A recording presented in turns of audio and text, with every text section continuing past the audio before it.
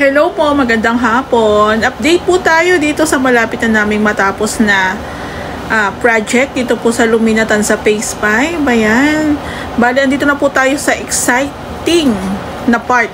Ayan. Ito po yung gusto ko na part sa renovation, yung pag-i-install na po ng ating mga accessories. Katulad po ng ating mga lights accessories. Ayan po. As you can see, yung ating mga pin lights na install na rin ni Ray. So, i-retouch pa natin yan. Before po namin yan, i-fix na talaga yung ating mga pin lights. Pagdating po sa pin lights, ako na lang po yung asikaso ng may-ari. Gawa ng, hindi niya po daw kasi alam yung pinakasukat o mas fit dyan. So, ako na lang po yung nag-order niyan sa Lazada. Kung gusto niyo po malaman, pwede niyo po akong i-PM sa pinaka FB page po namin, Ray House Makeover din po. Ayan, para ma-share ko po sa inyo yung links. Tapos yung mga lights accessories naman po sa yung mga pang center light naman natin is si client ko po ang bumili niyan. Ayan po. So, dito po sa nilalagyan ni Ray ng center light is dining area po nila ma'am yan. Ayan po. So, while si Ray nag-i-install po ng mga ilaw sa baba, akit po tayo dito sa taas. Ayan. So, pati po dito sa mga room is na-install na rin po ni Ray yung ating pin lights. Ayan. 4 na pin lights po yan kada room. So, halos malinis na rin po itong unit nila, ma'am. Pinturado na rin po ito. May mga accessories na lang po kami na i-install. Ayan.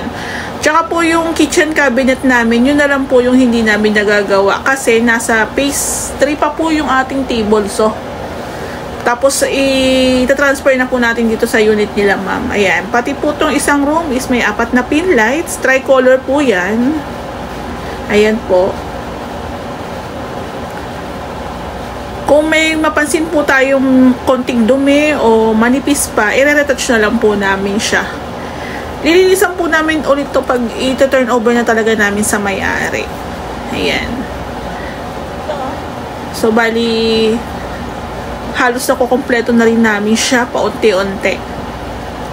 So, yung gawa po namin dito by schedule kasi nga, meron din kaming mga tinatapos para po i-continue na rin po namin yung aming woodworks dito sa unit ni ma'am. Ayan. Maganda rin po yung kanilang center light dito sa dining. Mas prepared ko po yung ceiling talaga, ceiling lights compare po dun sa medyo pabitin o mga pendant ampeg. Kasi ang pinakakisami po ni Lumina is medyo mababa. Kaya po mas prepared ko po talaga yung ilaw na talagang nakadikit na po talaga sa ceiling. Ayan, mas maganda po siyang tingnan. Ayan po. So, naka-PVC panels din po yan. Ayan po yung ating pin light. Tricolor po siya. Ayan. So, bali, chine-check ni Ray yung ating wirings, yung ating switch. Ayan po siya. O, diba? Ang ganda niya. Mostly sa mga clients ko po is online lang po sila bumibili ng kanilang mga pailaw. Medyo pricey rin po kasi sa mga mall na malapit dito. So, pero depende pa rin po sa nagpapagawa kung saan nila mas prepared. Pero kung ako ang tatanungin, okay din po sa online. Pero make sure talaga, i-check nyo rin po talaga yung pinaka-seller. Para sure lang po tayo, di ba? Pagdating po sa price talaga, mas mataas po talaga sa mall compare po sa online. Mamimili lang po talaga kayo ng mga tipong pangmalakasan. And siguro kung pagdating ng araw papalitan nyo, madali lang naman po yun. Ayan po. So, bali po dito sa ating sala area, hindi na po pina-install ng may-ari yung ating ceiling light with fan. Kasi po, medyo mabigat. Mas maganda po kasi yun, rekta po talaga sa concrete. Ayan. So, tatanggalin na po namin itong pinaka-brace ba to? Tawag dyan. Ayan. Medyo mabigat po talaga kasi yung ceiling fan na una po nilang nabili. Ceiling fan with light. With light na po yun. So, ang pinaka-concern po kasi namin is yung safety. gumagalaw po kasi siya, baka katagalan, baka mag-loose, baka pumalaglag. So ako ma-advise ko po, yung magaan na lang po ang bilihin nyo. Ayan, dito naman po sa may front extension, ayan po, naka-install na rin po yung ating mga nabili nila sir na ilaw dito sa may front extension. Ayan po. Yung pintura po natin dito is first coating pa lang, bali dodoblehan pa namin yan. May kulang lang sir, may kulang ka lang ng isang bulb, bali gagawan ko na lang po ng paraan. Kasi yung binili ni sir na pailaw, kulang ng isang bulb. So, yung ilaw po nila sir dito sa may sala, dito sa may cove, is halos same lang po dun sa may dining. Ayan po, while waiting sa pag-i-install ni Ray, ayan, kinunan ko po yung pinaka-labas ng unit ni sir. Ayan. Yung mga baso-basura po dyan, napahakot na po namin yung iba. Ayan po. Dito po sa labas, siguro mag-retouching kami ng very light na lang. Yung iba pong hindi pa nalagyan ng grout, lalagyan na lang. Yung ilaw ni sir na install na namin sa harapan, kaso hindi pa siya na kompleto ni Ray. Ayan, may kulang pa tayo. So, yung ating drainage, nasa loob pa, hindi pa namin nilalagay. Ayan po. Yung deco stone ni sir, meron na rin po yan sealer. Ganda. Ayan o. So, sa akin napakaganda talaga nung pwesto ng unit ni sir kasi ang laki. Talagang pag meron kang gatherings dito, talagang hindi ka na sasakop sa labas kasi doon pa lang sa pinaka-extension mo. Kasyang-kasya na eh. So, bali sir, pag napanood mo tong vlog ko, pasensya na. Ayan, hingi na naman ako ng pasensya. Marami po talaga kasi sir projects. Tapos ayun, eto na, waiting na lang po kami sa paggawa ng kitchen cabinet nyo po. So ito na po yung kanilang center light. Dito naman po sa sala area, sa cove po natin yan ilalagay. Ayan, ang laki, diba? Parang TV na siya. Diba? So, si Ray, pagdating po sa mga lights accessories, bihasang-bihasa na siya sa pag-i-install. Parang lahat na po ng tinitindang ilaw sa Lazada at Shopee, parang nahawakan niya na, na-install niya na. Ayan po. Ang ganda, alam niyo, sa totoo lang, hindi ganon ka sobrang bongga, pero ang lakas din ng dating. Tapos, pagdating sa price and quality, okay din naman. Ang kagandahan po kasi sa Shopee at saka Lazada is kung gusto nyo pong palitan, madali lang. Ayan. Tsaka maganda rin po to kasi pwede nyo pong palitan yung LED once na napunde. Ayan po. Hindi nyo kailangan itapon yung pinaka-frame po ng ilaw. Kasi replaceable po yung kanyang LED. Ayan po. Laki lang. May inaayos lang si Ray. So, nakaka-excite. Kami rin na-excite na rin po itong matapos. Yun nga po, sa phase 3, baka by Monday, may i-transfer na po namin dito yung ating table saw. Para meron na po tayong gamitin sa paggawa ng ating kitchen cabinets. Ayan na po. So, ito po, saktong-sakto lang yung ganitong pailaw. Magaan lang siya at the same time, hindi siya nakabitin. So, mas prepared ko po, mas ideal po yung ganitong halos naka-attach na siya sa ating ceiling. Ayan. Kumbaga talagang katabi na siya, talagang nakalapat na siya ng uso dyan sa ating PVC panels. Ayan po, ito po yung ating LED. Once na napundi po yan, pwede po natin yung palitan. Ayan din po yung kagandahan dyan. Ayan, si Ray po ang in charge talaga sa ating mga accessories. Ayan. Ang ganda niya, ang laki. Siyempre, kailangan, kung malaki yung pinaka-cove mo, kailangan yung pailaw dyan, medyo malaki din. Wag naman po yung malaki yung cove natin, tapos maliit, diba? Hindi naman po yun babagay. So, ito sakto. Malaki yung cove, malaki rin yung ating center light. So, parang balance lang. Balance lang po. Hindi siya tawag dito, na hindi siya kinain ng cove ceiling natin kasi malaki rin yung ating center light. Ayan po. So, meron lang tayong kinoconnect dyan na mga wires. Then, pwede na po natin siyang takpan. Ayan. Natakpan na siya ni Ray.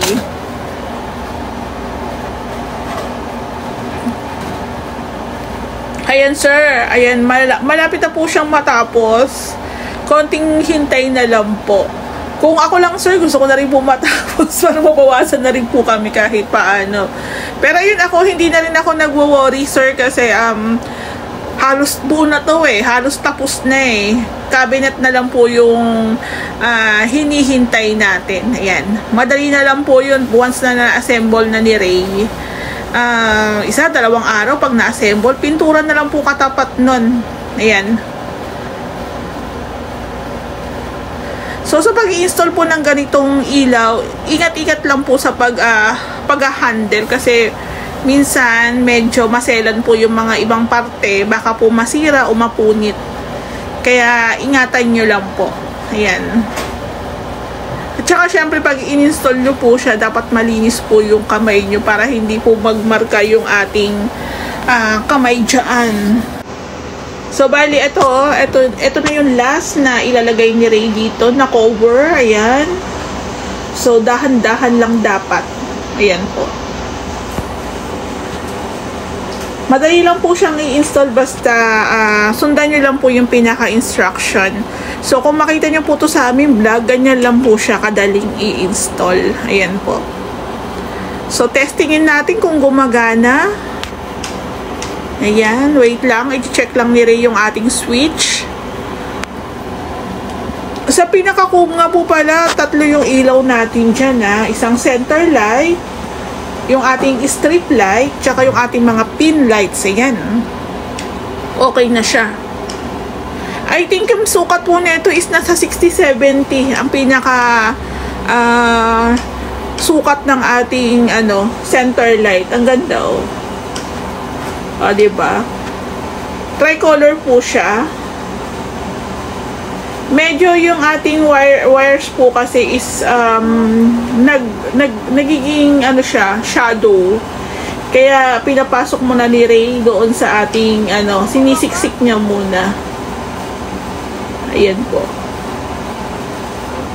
Nagiging shadow po kasi siya doon sa pinaka-cover eh. Hindi po medyo annoying po yung itsura. Ayan. Ayan po siya. Yung mga PVC panels po natin dyan, pupunasan pa po namin yan Ayan oh, wow, ganda diba? Tapos ito naman po yung ilaw nila sa 3 kwarto. Bali sa unit na to, 3 po yung kwarto. 2 sa taas, 1 po dito sa may extension. Ayan. Meron pa tayong bolang kristal. Char. Ayan po. Yung ilaw po sa 3 kwarto, ganito po siya. Ayan, tagi-isa po yan. Actually, yung pag-assemble tsaka pag-i-install po ng ating mga lights accessories, medyo matrabaho. At the same time, parang medyo kabado ka rin kasi baka mabasag, baka magasgasan, diba? So, kailangan po talaga maging maingat din po tayo sa pag-handle niyan. So, bali, yung bathroom na lang, yung ating ilaw dito sa ating kitchen, wala pa. Ayan, ito yung sa CR. Hindi pa namin nabubuksan to. Ayan. So, konti na lang, mga iilan na lang po siya. Doon nga po pala sa mga suna magpapagawa sa amin, mas maganda po yung mga switch tsaka outlet. Dapat sa amin nyo na lang po yan ipaubaya. Kasi minsan, yung kay sir po pala kailangan niya ng single switch. Wala po ata si sir single switch. So, bibilihan ko na lang siya. Meron na si sir po kasi ang nag-provide ng mga switch at outlet. Kaso, syempre, hindi naman, yung iba, hindi naman sila aware kung ilang switch po ba ang kailangan Halimbawa, like po sa kwarto, isa lang po ang ilaw doon. So, isang switch lang. So, doon po sa kwarto naman sa taas, may 4 na pin lights, tsaka merong center light. So, dapat ang switch doon, 2. Ayan po. So, dito naman po sa ating sala area, 3 po ang ilaw dyan. So, isa sa pin lights, isa sa strip light, isang center light. So, 3 switch po yun. So, pagdating po sa mga switch tsaka outlets, pwede nyo na po yan ipaubaya sa amin. Kasi binibili ko po siya sa online. Legit naman po yung store. Minsan, nagpapatong lang po ako ng 5 to 10 pesos gawa ng may delivery charge. Ayan po. Pero, mura pa rin po siya compare talaga sa hardware tsaka sa mall. Sa mall, nasa 200, 250. Sa hardware, nasa 150 to 200. Parang ganun po yung pricing. So, mas mura po tayo sa Lazada o Shopee gawa ng direct supplier po tayo eh. Yun nga po, pag sa online, kailangan lang po talagang maging wise tayo sa mga reviews, sa seller, kung legit talaga. Ayan po. So, ito po yung isinasabi ko sa inyong isang room sa baba. Ayan. Actually, parang nasa 2 by 2 meters po siya. O parang wala na sa 2 by 2. Pero, okay pa rin naman po siya maging kwarto. Meron din po itong additional na convenient outlet. At saka meron na rin po siya parang sa AC na pinakaabang. Ayan po.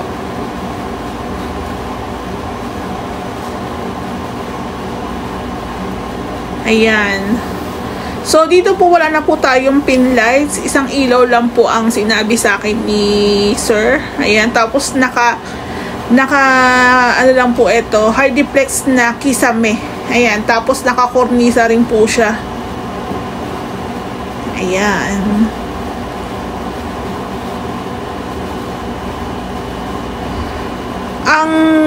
Ang ilaw po talaga ang nagpapaganda sa isang unit. Yung mga pailaw na ilalagay natin, yung po talaga ang nagpapaganda sa ating mga units. Kahit ano ganda po ng renovation, kung hindi po bagay, hindi siya mailaw, hindi po lalabas yung ganda. Ayan naman po is according naman sa aking worker na sabi niya, ang nagpapaganda daw po sa renovation is yung mga accessories na nilalagay natin. Ayan po. Kumbaga sa mukha natin, ang nagpapaganda sa atin, makeup, eyeliner, lipstick, parang ganun po. Parang ganun na. Ayan po. Thank you!